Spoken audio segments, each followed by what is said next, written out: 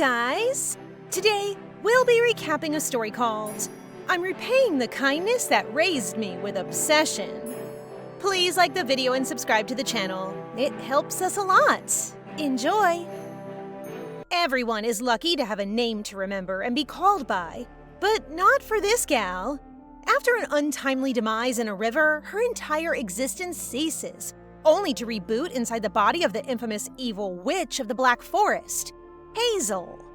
Regression is a tough adjustment, but you gotta hand it to her, she's trying. Hazel does her best to adapt, using her new magic and a passion for baking human-shaped cookies.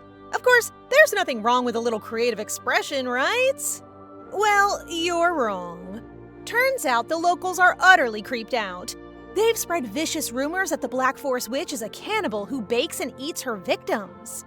Never one to give up, Hazel changes tactics. She transforms her entire cottage into a magnificent, sweet house, hoping to attract people. But it's bust after bust. The witch soon finds herself in deep distress, because all she truly wants is a friend, the kind of connection she yearns for even back then. Food has always been her source of happiness. Same. Especially from her grandma. But she knows that food is most enjoyable with the right people. Things may be lonely, but at least the original witch had pets. Magic ones at that. She inherited a cat, Daisy, and a dog, Loridi. Well, they aren't exactly normal. Their souls were switched in a truly despicable magical accident. Talk about a weird household dynamic. Baked goods, a dog, and a cat? I'd say that's already a perfect cozy life for an introvert. However, Hazel can't shake a chilling realization.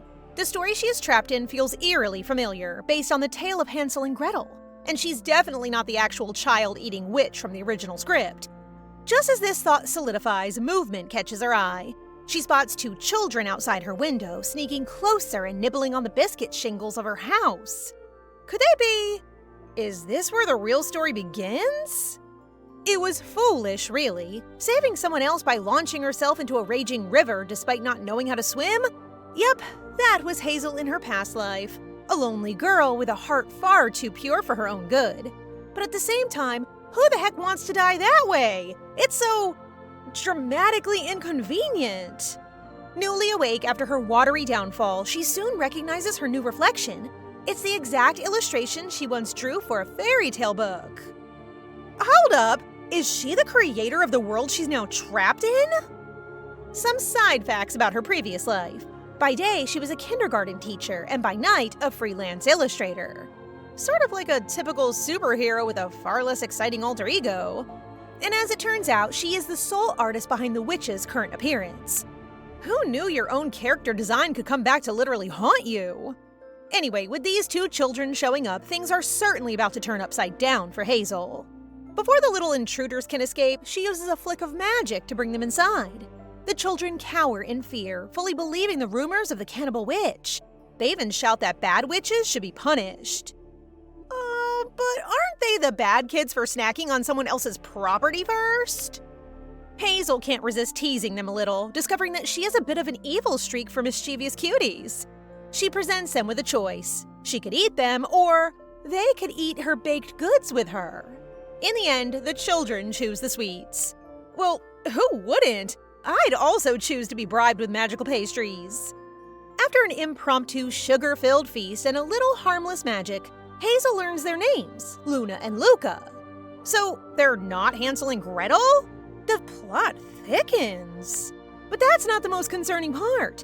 The real heartbreak comes next. Apparently, both children were thrown out by their own family. Hearing the children's story, a childhood memory surfaces for Hazel. Her own parents leaving her one by one.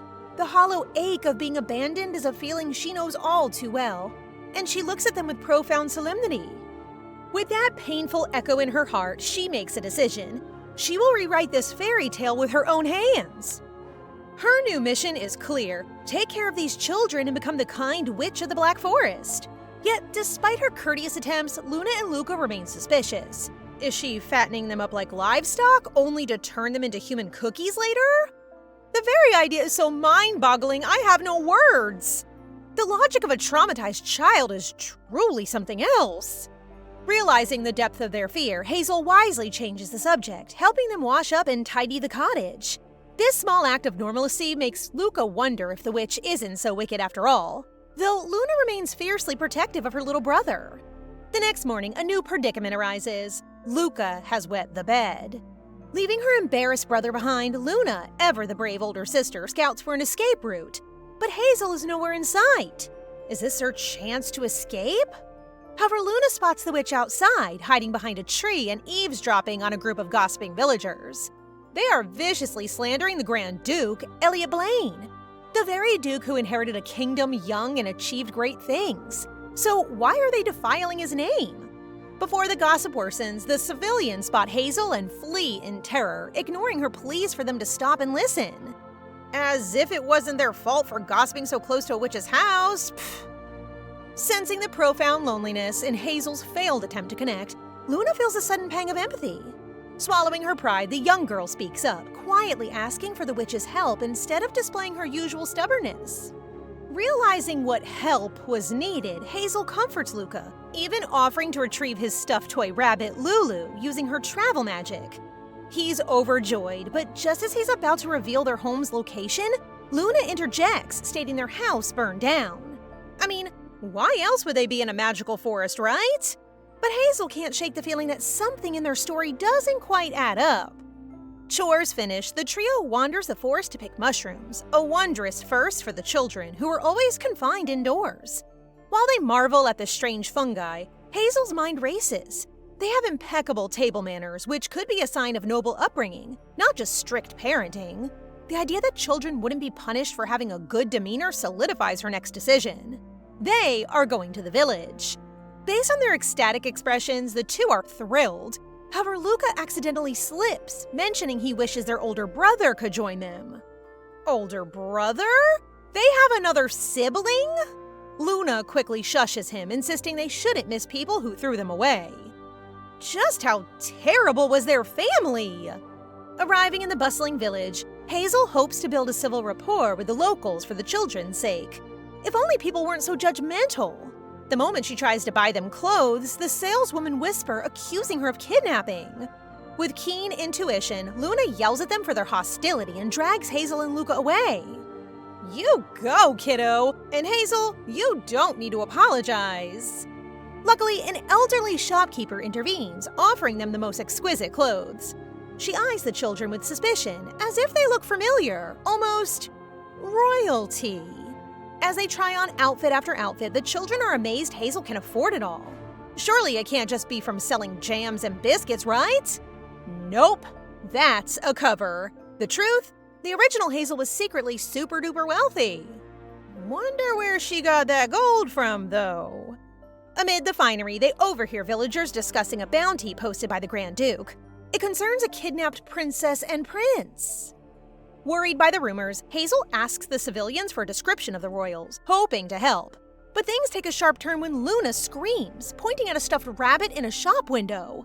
Luca's Lulu! Instead of joy, Luca is devastated, insisting it can't be his Lulu because there can only be one. His sadness is quickly overshadowed by a new crisis at hand. Luna has vanished. Hazel frantically searches every path, her mind conjuring the worst. Are the civilians targeting the children just because they're with a witch? They finally spot Luna perched on a crate, tearing down the wanted posters. Don't tell me. Are they the prince and... Luna casually tells a bewildered Hazel that she was looking for a paper to draw on, and somehow Hazel believes her. Back to the spread of rumored bounty and kidnapping. Who knew the Duke had children at such a young age? However, instead of being concerned about the poor children, the people were too focused on wanting to see the Duke himself, as he is quite dashing in the eyes. Hair as white as snow and eyes as purple as amethyst. Similar to the children. While all that is going around town, inside the palace, a nobleman stares at portraits of Luna and Luca, the real Lulu clutched in his hand. His face is etched with deep regret. A messenger arrives with urgent news. The children have been found. Are they under the hold of the witch? The night soon turns up, and Hazel thoughtfully plans the next day for the children after their tiring shopping day in the village. Up until Luca and Luna curl up on the couch to sleep beside her. Noticing how brave and mature Luna is, Hazel could only wish for her to rely on her from now on and act like a child with her little brother. She even wishes under the moonlight that they stay together forever despite the little amount of time they had just had. Just as long as he doesn't find them. Yet. Waking with a body full of cramps, Hazel hears a knock at the door. Who would even knock? This is new. She opens it to find the tip of a sword centimeters from her neck. But her immediate concern isn't for herself. It's for the children who have just woken to the terrifying ruckus. Children shouldn't be seeing this. Recognizing the man herself, Luna blurts out that the man isn't her father, but one of the guards requests them to come closer, even formally addressing them as the Great Princess and Prince.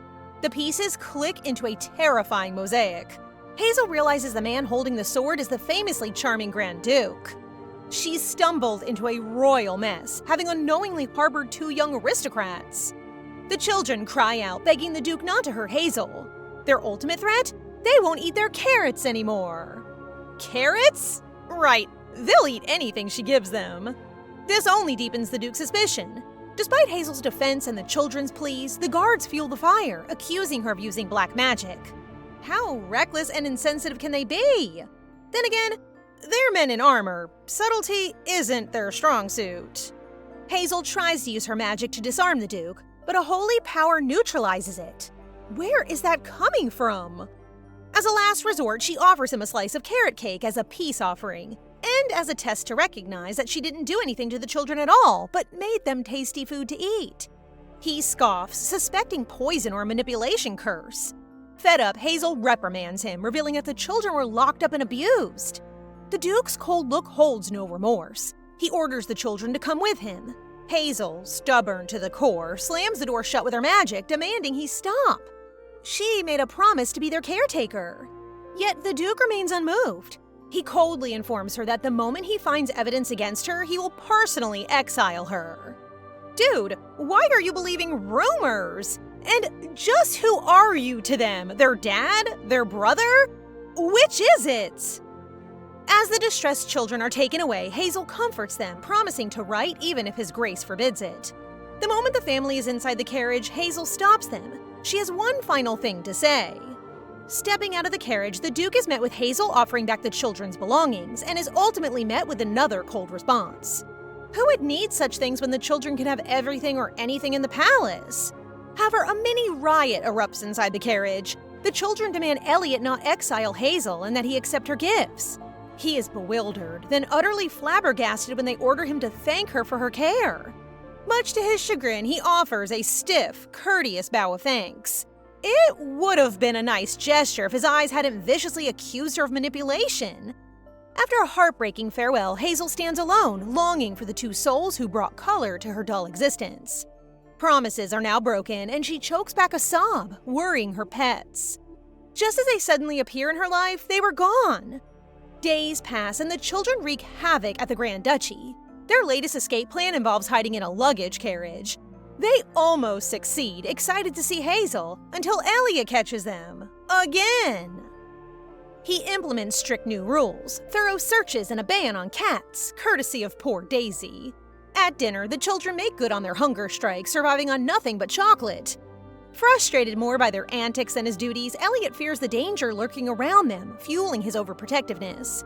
His thoughts are interrupted by a nervous chef, who timidly asks if he should finally serve that dish, the one the children have been desperately begging for. But what dish could be so terrifying that even the chef is scared to present it? The dish is beef stew with carrots made by Harold, the chef of the Grand Duchy. Ugh, it even looks so appetizing. The shock comes when the children actually eat the carrots first, but looks of pure disgust instantly follow. They claim the carrots taste like dirt. The chef is horrified by the critique, and Luna boldly instructs him on the proper way to cook carrots. All they truly want is Hazel's carrot cake. Upon learning that cakes don't travel well, the children skip another meal. During another rainy day, Elliot finds them hiding in Luna's room and scolds them for their disrespect. The punishment? No dinner and no chocolates! Ugh, the audacity! They just want their Hazel! Not anyone who gave up on them, but just Hazel alone. Elliot argues that they were lured by her candy house, but the children plead, showing him they're unharmed. All those rumors were baseless, you fool of a Duke! When has he ever given them a chance to explain what they truly want? The argument is cut short as Daniel arrives with an urgent letter from the Emperor. Luna tells him to just go away, like he always does. Her words echo in his mind. Always do? Ever since their parents died, as the eldest, he has carried the immense burden of protecting his younger siblings. But moments like this make the weight feel unbearably heavy. Back in the Black Forest, the same rain pours. Hazel is swallowed by the same lonely feeling, her pets moping alongside her. But if the children are safe and healthy in their real home, then that has to be enough. Just then, a knock echoes at the door. A guest at this hour? Even Loretta subtly suggests she get on her knees and beg. But what does he mean? Why is the Grand Duke standing on her doorstep? Just before his unexpected visit, Elliot faces a crisis. A letter from the Emperor demands another costly expenditure, pulling him away from the duchy. His sole worry is for his siblings' safety in his absence. To complicate matters, Daniel presents the pharmacist's report on Hazel's carrot cake. The results are clear. It is just an ordinary magically inert cake. A surprise to the Duke, but not for us readers. This should ease his mind, yet a nagging doubt remains. But is it truly just a normal cake? Daniel fuels his suspicion, suggesting Hazel might have used a secret undetectable magic. I ought to punch this man for stirring the pot. Yet, we can't entirely blame their paranoia. Hazel is a witch with a notorious reputation, accused of turning civilians into frogs, grapes into mice, and worse. Even the fact that her appearance suddenly changed is highly suspicious. Though, to be fair, that was the previous Hazel, before our heroine altered the illustration and took over. Yet we can't entirely blame their paranoia. Despite the nagging doubts, Elliot cannot forget Luna's desperate words. We just want Hazel. Back in the present, Hazel is bewildered by the Duke's formal address. He's calling her Miss as if he weren't downright rude during their last encounter. This can only mean one thing. He wants something from her, likely her magic for his own gain. Hazel dear, maybe you're overthinking this just a little. She tries to dismiss him, claiming she's busy picking mushrooms with her pets. Stepping outside, the rain has stopped, but her annoyance grows as Elliot stubbornly follows her. He's a busy man, right? He should be off doing Duke things. To scare him off, she jokes about taking his blood as an offering to a great demon. The threat works a little too well. The Duke almost believes her. He then scrutinizes her edible mushrooms, accusing her of playing innocent and planning to pick poisonous ones later. Excuse me, Your Grace, your handsome face does not excuse you from talking nonsense. However, the tension is shattered as Hazel spots a playful daisy up a tree, batting dangerously at a beehive. And just when she thinks it can't get worse, she notices Elliot behind her, his bow drawn and arrow nocked with deadly intent. Is he seriously going to kill her? What about his promise to the kids? Refusing to take this, Hazel uses her magic, turning his arrows into mushroom rows? A girl's gotta do what a girl's gotta do. But was the attack really meant for her? Nope, a massive bear stands directly behind her. The two sprint for their lives with Loretta keeping pace, and Daisy, of course, is still menacing the beehive. As they run, Elliot demands to know why she helped the bear. She's horrified. She had no idea it was there. Who even summons a bear while mushroom picking? Elliot stops to confront the beast, but Hazel acts first. She summons her power, dropping the entire beehive onto the bear's head, knocking it unconscious and saving Daisy.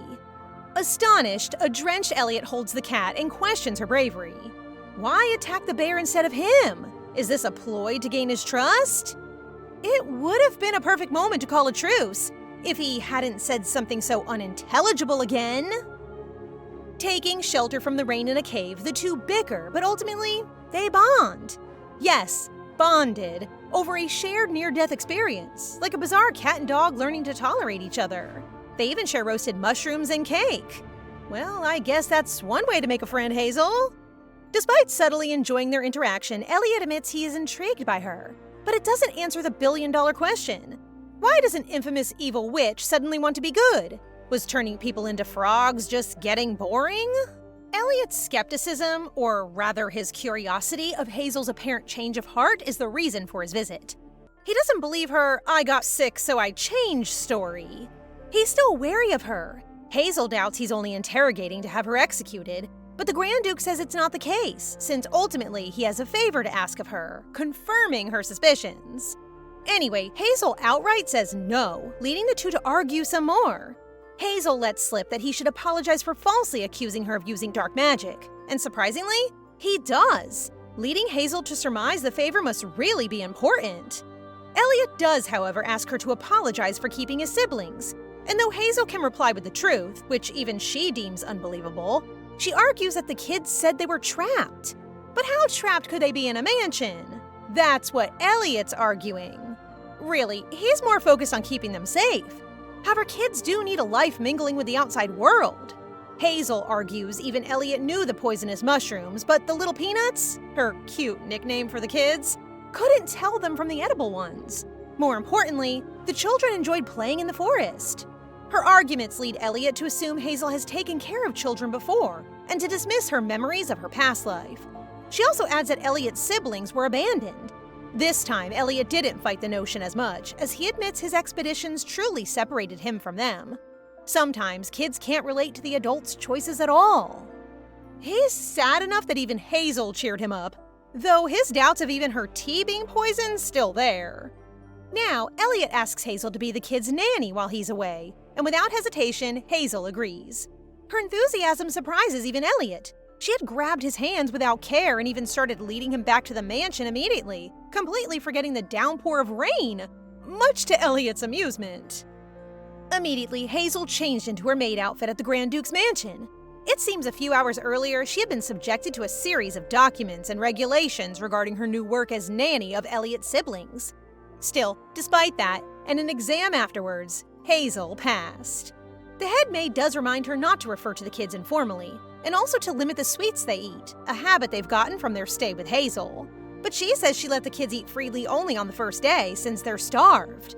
Afterwards, she made fewer sweets to care for their health. At least with that, the head maid expresses her comfort that they're on the same page. Without skipping a beat, she shows Hazel her room, which was grand enough to shock even our heroine witch. Still, she strongly prefers sleeping in her little cabin, as memories of being alone in a large space resurface. But it's strictly within the rules that she stays within the mansion.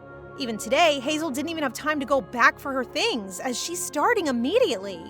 Her first instruction? Head to the kitchen to assist the chef. Meanwhile, Daniel's getting into a heated argument with Elliot. The knight is angry that the Grand Duke has brought the witch, since rumors have started circulating by the way they entered the estate. There's talk of Elliot being bewitched. Elliot makes a strong case against that, saying Daniel's holy magic is enough to detect such spells. However, he asks Daniel not to accompany him on the expedition, worrying him more. They've been side by side ever since, except when Daniel had trained as a holy knight. But Elliot's only reason to leave Daniel at the estate? To monitor the witch. It seems his plan is to use her like a leash for the kids while he's away. He plans to let her go after his return. Knowing this, Daniel's finally relieved. But still, Elliot mentions how Hazel seems stranger than the rest, upon seeing she genuinely refused any monetary compensation. Speaking of, while lost on her way to the kitchen, Hazel confronts an unknown stranger. Well, it's only Daniel who Hazel runs into, though she remembers him as the one who took her carrot cake. He chastises her for wandering around, but she admits she got lost on her way to the kitchen. Reluctantly, Daniel offers to guide her. Hazel asks for his name, which Daniel gives, along with his position as captain of the guards and vice commander of the Blaine Knights. Hazel surmises Daniel must have worked with Elliot for a long time. Suddenly, Daniel gets irritated that she called him without Sir, again highlighting his seniority amongst the Grand Duke's retainers. He coldly assures Hazel he'll be there to watch her, but her bubbly attitude makes him all the more irritated. Soon, the two arrive at the kitchen. Even here, rumors surrounding Hazel have grown. Hazel gets introduced to Mr. Harold, the head chef. Apparently, the Grand Duke himself has asked for Hazel's opinion for the children's dinner. Hazel notes that they'll eat well by mixing their favorite ingredients, like beef stew. However, Mr. Harold seems to despise such a commoner's dish and instructs Hazel to make it, as dinner's in 20 minutes. Still, Hazel doesn't back down and summons her own ingredients from home, much to the dismay of Daniel and the others. Apparently, any ingredient has to pass inspection before entering, which Hazel didn't know as it wasn't in the nanny manual. Daniel had to check with a regent for poison, something they source from the Wizard Guild, as the estate doesn't have a resident wizard. Daniel finds that it's free of poison, and with that, Hazel's off cooking. Afterwards, Hazel spots the Grand Duke's family arriving for dinner. However, it seems the atmosphere is pretty intense just for a meal. She also worries that compared to the fancy dishes being served, hers stands out like a thorn amongst roses. Still, it's what Elliot asked for, and he eats it first. His expression immediately shows it's delicious, though Hazel's face, who's been peeking from a door with Daniel behind her, makes the knight think the food's been poisoned. Obviously, it isn't. Elliot asked it to be served to the kids, who immediately dig in. They praise the meal, and Harold painstakingly admits it isn't his dish. Just as dessert's served, the kids find the cookies are becoming alive, by Hazel's magic, of course. Instantly, the kids know it's Hazel, and with that, a very tearful and warm reunion ensues of Hazel, Luca, and Luna. Elliot, with his stoic demeanor, says to the kids they'll get no dessert if they're not back at the table in 10 seconds. It had to take Daniel separating them and Hazel assuring the kids to listen to their brother. She even calls them Peanut, which Daniel apologizes for failing to correct them. Elliot says it's fine, but asks to speak to Hazel later on. Afterwards, it seems Elliot only asked Hazel not to wear the maid outfit, but one that's easily spotted, perhaps to avoid similar incidents like earlier. However, she still doesn't have any clothes at the mansion. So Hazel creates a portal to her cabin through the cabinet in her room, since there isn't a rule against it technically. From that, out came Laridy and Daisy, both of whom are ecstatic seeing their master again. Laridy's quick to ask Hazel relevant questions, such as her payment rate for her job, but is dismayed upon learning that Hazel only got an apology and is way too happy about it. Daisy looks for the kids, but Hazel says she's already tucked them in. She then gets in a bath herself. Lost in thought, she immediately rushes to her room upon hearing commotion, only to find Luca and Luna in her bed with the pets. Apparently they want to sleep with her, so she obliges. Hazel also makes them promise not to run away anymore. Their conversation lets Hazel know they didn't know she's only a short-term nanny, but she keeps that to herself. Elsewhere, Mr. Harold's still wallowing in despair by being outcooked by Hazel, when Daniel suddenly bursts in looking for Elliot's siblings. The whole mansion thinks they're missing again. Imagine their surprise when they find them with Hazel. Elliot gives Hazel a hard time about it, partly also since the kids slept in a bed with pets. Her only defense is that there isn't any rule against it, and since that's so, Elliot decides to put pen to paper. Elliot creates a new rule that the young lady and lord will sleep in their respective rooms. However, Hazel agrees without a fuss, much to Elliot's confusion, who thought she might have something to say. She does request the removal of the ban on tuxedo cats within the estate for Daisy. Hazel also asks if she can cultivate a garden, making Elliot remind her of their short-term contract. She argues the kids will benefit from it as both a break from their tight schedule and for their enjoyment. Reluctantly, Elliot agrees, and while Hazel goes away with his permission, he can't help but think how strange she is. Elliot even likens her to both Luna's fierceness and Luca's energy. And so Hazel prepares the kids for some gardening. Initially, Daniel's opposed to changing the kids' schedules, but upon their insistent pestering, he too relents and accompanies the three. While they enjoy their gardening, Daniel observes the sight of noble children doing field work. But Hazel says no knowledge is useless. Their experience will later on allow them to understand the manor workers and their lives, a sentiment Daniel seems to like. Soon enough, the trio finish planting their crops. Hazel notices Lulu, Luca's toy, had gotten dirty, so she switches to a reading activity, letting the kids read the names of the crops they planted. Even Daniel appreciates their activity now, and when Hazel gives out the sandwiches she's packed, she offers Daniel one too. Though initially hesitant, he takes a bite and undeniably finds it delicious. This time it's Hazel's turn to tease Daniel, since she theorizes he's there to avoid work from the Duke. But we know the real reason. Just as she playfully warns about Daniel getting caught, Elliot appears from behind. After the jump scare, Hazel offers him a sandwich. Elliot truly wanted to accept, but as Daniel pointed out, he did just come from the luncheon. So Hazel gives the last sandwich to the kids. Elliot then admits he came to check on the kids, but he also swipes Daniel's sandwich as he leaves, leaving poor Daniel teary-eyed as he only took one bite of his delicious meal. Elliot can't help but think of Hazel's food, which he admits is strange as he strolls away, indulging in the sandwich. Indeed, Elliot finds his thoughts on Hazel, like her food, extremely weird. 3 days before his expedition, Daniel gives a private report on his following around Hazel. She didn't have any suspicious movements, but there were movements. Like 2 days ago, she went to the marketplace alone near the Grand Duchy, after hours, only for her to buy children's toys for Luca and Luna. Surprisingly, it coincides with when Elliot had forcibly paid her for her efforts to nanny the kids. While disappointed she technically gave back the money to the kids, Daniel tells Elliot to be careful of Hazel's likable appearance, comparing it to enchanting people. Daniel then recounts Mr. Harold and Hazel's recent interaction, wherein the decorated head chef had initially pleaded with the latter for her secrets in cooking, which he attributed to potions, BTW. Hazel does indeed teach him, but it's only the proper way to cook beef stew for a children's palate. The two even seemed friendly by the end of it. Well, that's just being nice, not magically enchanting people, Daniel. But of course, Elliot laughs it off. Besides, how could he be enchanted by the witch?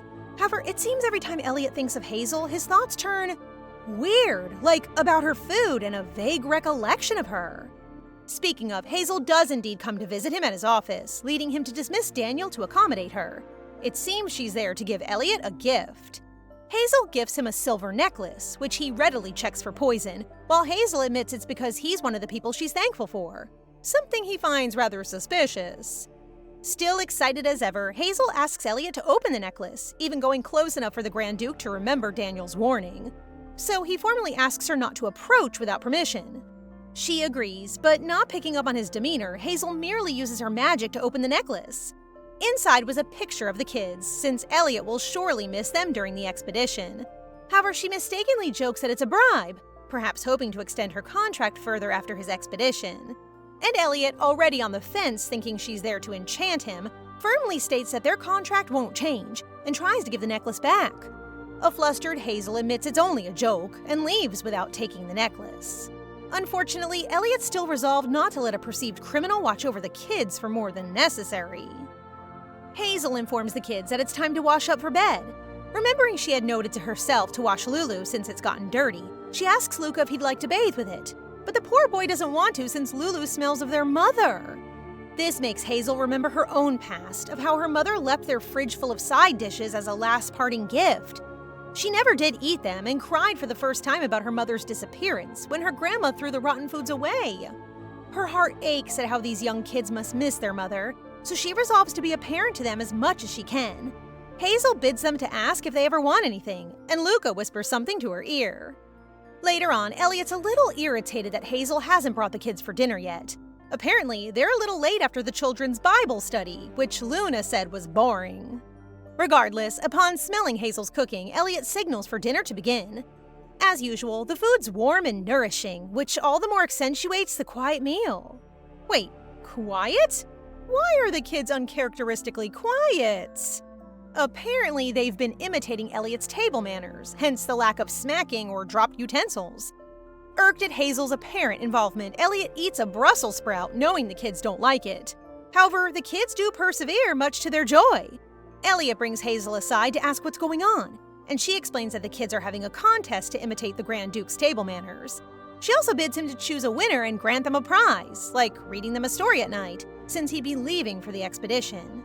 Elliot then formally addresses and praises the kids for their efforts and declares them both winners. He asks them for their desired prize, and again, it's cute little Luca who answers with a whisper. To Elliot's surprise, the kids only asked him to play with them. Sure, it gets a little embarrassing in front of Hazel the maid, but Elliot's just glad he's spending time with the kids. They haven't had fun together in a long while. Soon, the kids fall asleep.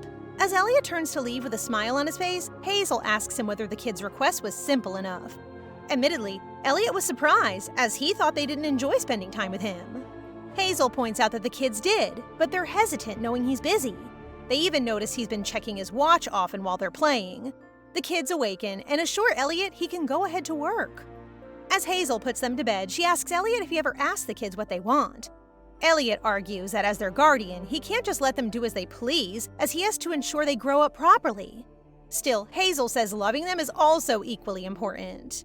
At this point, Elliot finds it's a little irritating he's having to debate Hazel on this. After all, no one loves the kids more than he. With that, Hazel bids him to make time for his siblings when he returns, as she gets closer and opens the necklace that Elliot has kept. Do we see him blushing? Hazel then leaves, lost in thought until she smells the Duke's favorite soup. She remembers Harold had asked her to cook with him, though they've got vastly different results.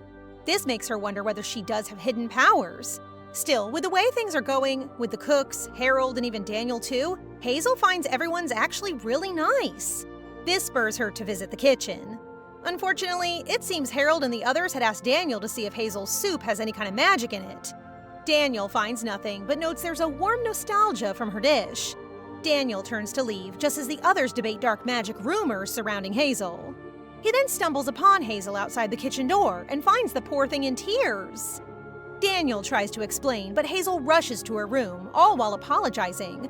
Even Harold recognizes his mistake, even regretting it, and chastises a staff member when she accuses Hazel of turning people into frogs. Meanwhile, Hazel's dejected, buried in a pillow while on her couch. Daisy tries cheering her up, and aside from her raspy tongue, Hazel's grateful for her pet's presence. She realizes everyone had been nice, as they trusted the Duke's decision to bring her there. But even Elliot doesn't fully trust her. This makes Hazel want for some strawberry wine. Apparently, she's been avoiding drinking all this time. As she gets up, someone knocks on her door. It's Harold. Immediately, the cook apologized, saying he'd wrongfully looked to blame anything on her dish, as it was better than his.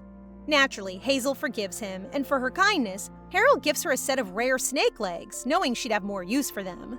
The two part as they agree to cook together again. With that, Hazel's hopes of being understood are again raised. The following morning is Elliot's departure for the expedition. He's still surprised at the kids' kind manners. Usually they'd be aggravated during his departures. This leads them to have a heartfelt goodbye.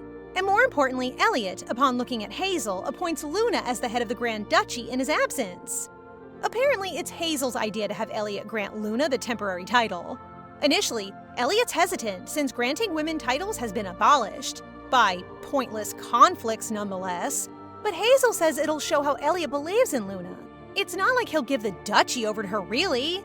And so Elliot really does appoint Luna as the temporary duchess, relaying her responsibilities, although he's quite surprised she talks so well. With that, he gives his siblings farewell kisses. He vows to be more loving towards them when he returns, just like Hazel said. Meanwhile, Luna's start at being the family head is beginning.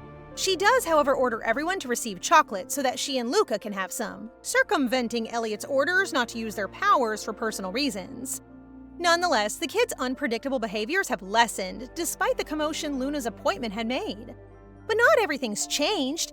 Hazel and the kids plan to still have lunch at Hazel's hut, accompanied by Daniel, who hesitantly agrees that the portal is still technically within their mansion grounds. Luna even teases Daniel that he too is breaking the rules by following them, a sarcastic trait that both Hazel and Daniel agree is shared with Elliot. Anyway, Luca asks Hazel to make Korean fried rice, as they mistakenly caught Hazel eating some one night and had liked it ever since. She is making Korean food secretly, as Hazel's afraid of what people might think of food unfamiliar to them. But the kids, they love it! And so they, along with Daniel, eat lunch together, something the adults agree to be a fun experience. This leads Hazel to ask Daniel to request Elliot to change the dining room into a smaller space for the kids to enjoy meals more closely with their brother, as she'll be gone when the Duke returns. Speaking of, the men accompanying the Grand Duke have heard an interesting rumor. Apparently, it's been circulating that Elliot recently has a girlfriend. Apparently, Elliot's men think that the locket he's always looking at contains his lover's picture. Or by today's standards, they think it's a lock of hair. Actually, we know it's a picture of his siblings. That's why he treasures it so much. His men urge Elliot to eat, but despite being used to field rations, he suddenly finds it tasteless and thinks of his siblings eating Hazel's delicious soup. He vows to go home quickly in order to eat some too, forgetting Hazel will be fired upon his return.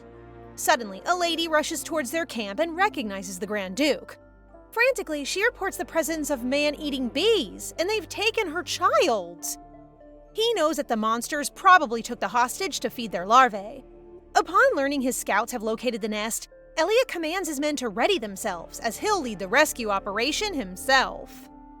Through clever use of their crossbows, Elliot and his knights successfully invaded the monster bee's nest, and saved the child as well.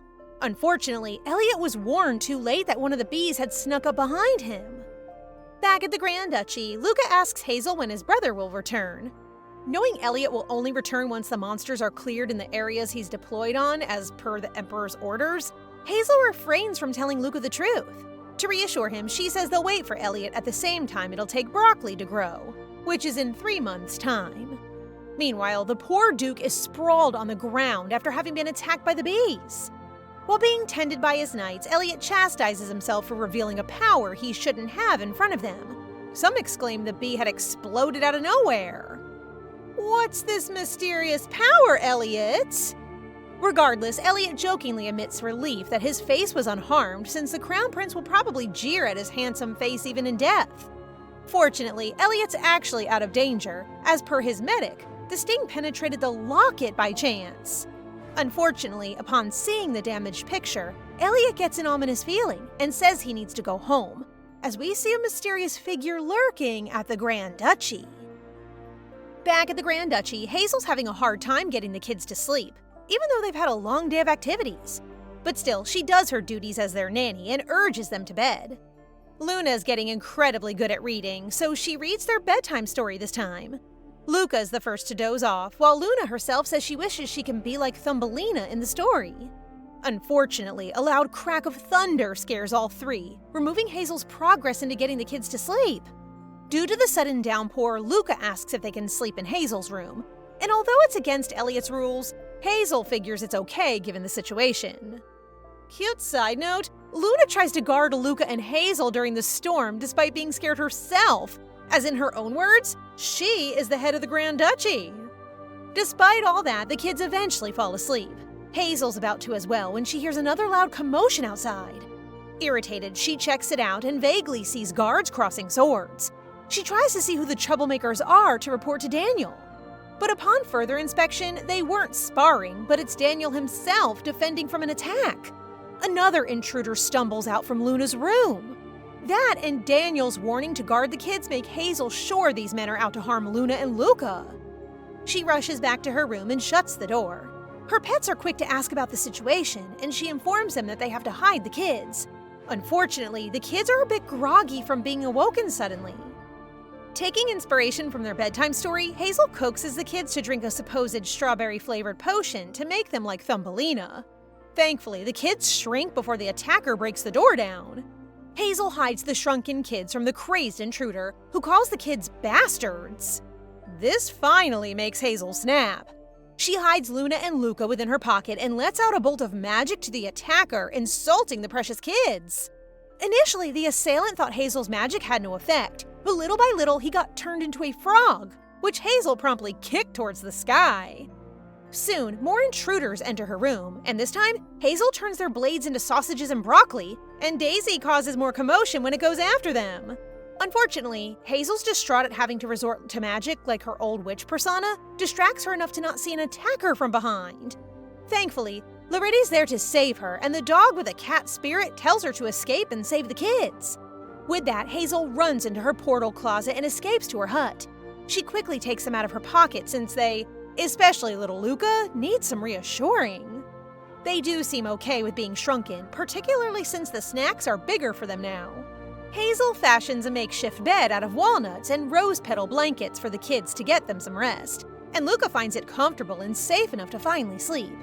Luna, on the other hand, still worries. It's here that Hazel knows Luna had remembered an old nanny had tried to take her life when she was younger. Hazel's heart is devastated that such a young child had experienced that, so she reassures her that she'll be there to keep her safe. Meanwhile, Sir Daniel and the knights have successfully rounded up the intruders. Daniel gets informed that the kids and Hazel had hidden in the closet, since they didn't know it's a portal. Daniel merely strolls inside, alarming the men that their captain, who's now inside a closet with a woman, has been ensnared by the witch. They try to get him out, but imagine their surprise when they find the closet empty. Back in Hazel's hut, Daniel finds her watching over the sleeping tiny kids. He nevertheless praises Hazel's heroic actions, something that he'll report to the Grand Duke. Daniel also endearingly likens the event to a witch saving Thumbelina and Thumbelino, just like a fairy tale, and this brings joy to Hazel.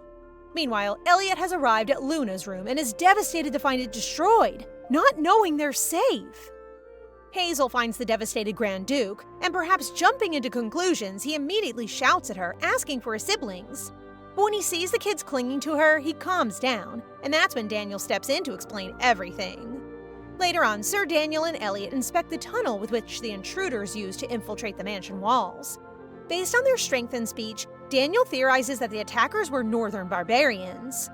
Elliot knows firsthand how the barbarians are in battle from encounters with them, and he knows the mansion guards aren't comparable to his knights in terms of dealing with them, so he expresses his relief that they, along with Daniel, repelled the barbarians. But Daniel, being honest, says it was Hazel that had done the job. If not for her spells that turned the attackers' weapons into sausages and broccoli, Daniel's report might have been one of grave news. Elliot remembers the events surrounding his broken locket and goes to see the witch. Speaking of, Hazel had packed her things already, ready to move out. Although, she's truly saddened by her pending departure and chooses not to say goodbye to the kids, fearing it'll be more difficult. Suddenly, Elliot appears at the door. He first apologizes for shouting at Hazel, but then notices her broken window. That's where Hazel kicked out the attacker-turned-frog. Unfortunately, this makes Hazel think Elliot found out about her transforming a man into a frog, so she apologizes profusely, even saying she'll cover the expenses. She also admits to wanting a contract extension on her nanny job if possible, but fearing Elliot knows about her frog fiasco, she thinks it's impossible. Trying to reason her actions, Hazel bursts into tears that she only did so because the attacker called her beloved chestnuts bastards. And since it's the last time they'll meet, Hazel decides to admit she thinks Elliot is suffering from paranoia. In response, Elliot recounts his parents' death. It was ruled as disease-related, but still, Elliot suspects it was an assassination since they were of great health, but had been found dead in Luca's room when he was a year old. He is paranoid, yes, but for his siblings. Elliot was 17 when it happened, but he's not young anymore. Even if he suffers the same fate, he'll hold on until Luca can properly inherit his title. This sends Hazel into another round of tears, leaving Elliot to comfort her as she feels saddened by both Elliot and Luna's childhood, and says Elliot's still young too for his burden. Funny enough, it's here Hazel learns the witch is apparently hundreds of years old. Anyway, Hazel asks if she can still visit the kids from time to time, but Elliot refuses. So she turns to leave, but Elliot stops her. Yes, the temporary contract is over, but he says they'll make a new one instead. Hazel's left to stare at Elliot due to his proposed new contract. The Duke asks for a pen and paper, and indeed makes Hazel a nanny contract lasting until the duchy has no need of one. With excitement, Hazel immediately signs it, even leaving tiny hearts in her signature, to Elliot's annoyance. He also doesn't understand why Hazel loves the kids so much. But Daniel doesn't take Hazel's contract extension well, despite giving her credit to her heroic protection of the kids. Because of that, Elliot refrains from telling him the length of the extension. He does relieve him of his guard duties on Hazel, which makes Daniel think Elliot's truly been bewitched.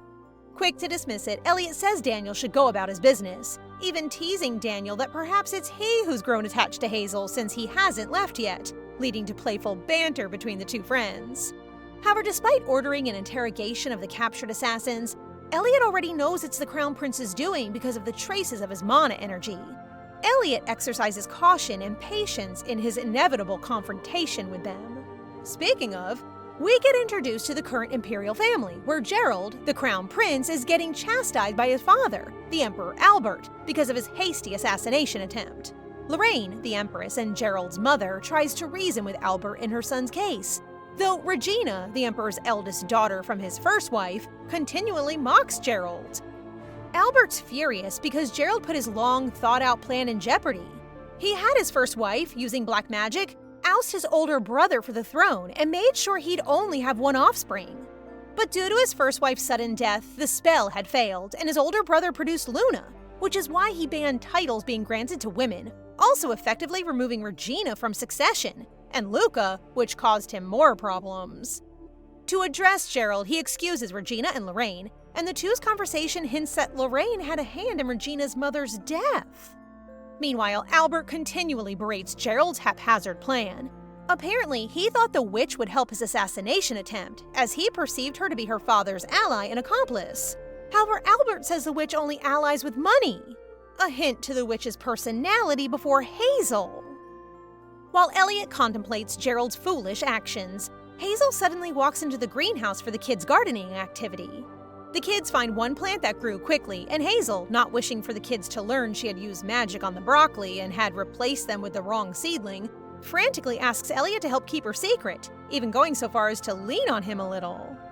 This surprises Elliot, but he tells the kids it's because of the fertilizer anyway. This comes in handy as Hazel did indeed bring fertilizers for their activity, though they had to warn Luca not to eat some.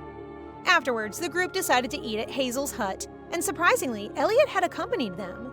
Although he's initially wary of the food Hazel served, tonkatsu with raw cabbage, as eating raw cabbage is entirely unfamiliar to him. However, the kids used his own reasoning against him, like never to be picky, so Elliot had to eat. It's not like it was tasteless anyway, as Hazel's food is incredibly delicious. They then let the kids play outside the hut after the meal. Hazel expresses her worry of Elliot, something that he dismisses. Surprisingly, Elliot's been lenient about their request of keeping the portal connection open. Hazel also tries asking him for the proposed smaller dining area, and though he initially refuses, Elliot agrees to a test meal in her hut after Hazel's compelling arguments. Also, Elliot adds another rule to their contract. Pertaining to Hazel leaning on him earlier, he declares physical contact with him is forbidden. Naturally, Hazel's shocked that her silly little mistake now gets turned into a rule. And so, to combat Elliot, she too makes him a rule book on how to be a better brother. Yeah, give him a taste of his own medicine. Anyway, the two go back and forth with their banter and rule-making. Hazel particularly asks Elliot to tone down his sarcasm, which Luna has picked up on, though he promptly displays his sarcastic attitude. Days pass, and the group are now traveling by carriage. They've been on the road for 4 days on the way to the capital. They'll attend the New Year festivities as all nobles gather there for the event. To help pass time for the kids, since Hazel's also awkwardly avoiding bumping into Elliot, she has them play the story-making game. She tries starting with Hansel and Gretel, but Elliot puts his twist on it, and the ever-innocent Luca says the ending should be all 4 of them living happily together forever, creating more tension between Hazel and Elliot. So Hazel changes the game. Suddenly, the carriage halts. There are Yetis on the prowl. Elliot himself steps out to face the 2 monsters and asks Hazel to guard the kids. A holy barrier is also deployed, preventing Hazel from helping. Though initially worried, she soon finds the confidence of the kids and their big brother is well-founded, as he takes care of the Yetis easily. This makes Hazel involuntarily admit Elliot is cool. Hazel catches herself from talking further because of her mishap. The kids are too innocent anyway, thinking it's still part of the game. Hazel also observes the cleanup for Elliot's fight is taking longer than the fight itself. With the danger past, the kids rush to their brother outside. Unfortunately, the holy barrier's still up, and as a magic user, she can't pass through, so she asks the driver to call the kids for her. However, Hazel finds herself locking eyes with Elliot. She instantly looks away, unsure of why it's constantly happening all of a sudden. But a worse ominous feeling soon creeps up. A Yeti is somehow towering above the carriage. The Yeti attacks and creates a break within the barrier. Acting quickly, she creates an explosion that sends the carriage away from the group, with her and the Yeti along with it.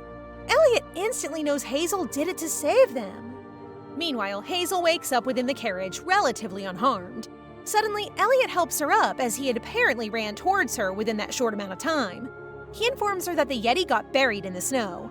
But to leave, since the horses got away, Elliot has to carry Hazel as she'd broken her ankles from the fall, which becomes a source of teasing for Hazel due to Elliot's no-touch rule. Regardless, both actually seem awkward, as Hazel had never been carried, and conversely, Elliot had never carried someone like that. Hazel then observes the haphazard condition of Elliot, especially out in this cold, so she tries to fix his collar for him, leading the Duke to ask her not to treat him like a child for the 2nd time. He brings up her recent daring actions too, though Hazel admits she was scared that time as well. She does become awkward when Elliot recounts their eye-locking moment. Anyway, Elliot doesn't admit he ran towards Hazel immediately. Is the couple potential growing? Meanwhile, Luna gets startled by something while waiting for Elliot and Hazel. Fortunately, it's only Elliot and Hazel.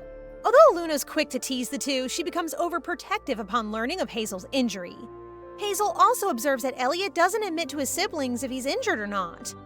After applying the healing potion, Hazel's all set. However, despite admiring Elliot's maturity, Hazel can't help feeling his loneliness too. Thankfully, there's an inn in the village nearby, so the group is able to find warm accommodations. It's almost a happy atmosphere, and as the food's served, Hazel tells the kids that Elliot had to talk to the owner, but he bid them to eat first. Despite being little troublemakers, she did find their appetite and table manners improved. Elliot eventually joins the meal, and upon Sir Victor's insistence, he allows there to be drinks. Although Hazel refuses since she's weak to alcohol, same as the witch in her Hansel and Gretel story. Funny enough, she observes some snow on Elliot's cape, while gazing at how he could be a beer model nonetheless.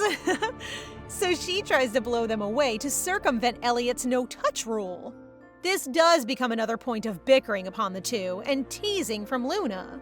Also, Daniel's gone to the Pope's entourage with Elliot's permission, as it had been attacked by Yetis too. It's here Hazel learns Daniel's an ex-Holy Knight, something Elliot asks to keep secret. It seems both forget Hazel's witch nature. Anyways, after the meal, Hazel guides upstairs to their room, only to find Elliot already there. There's been a misunderstanding, and according to the innkeeper, there's no more rooms available. That's when she misunderstands further that perhaps Hazel and Elliot are looking for a room all for themselves. If you know what I mean. Apparently, the root cause of the misinterpretation was Hazel's outfit. It's not for a maid. Remember when Elliot ordered her not to wear a maid's outfit? Yeah, that's the reason. However, it seems the tailor misinterpreted this as making gowns of the highest quality for Hazel, which also inadvertently started a rumor that the Grand Duke is making advances towards the new nanny.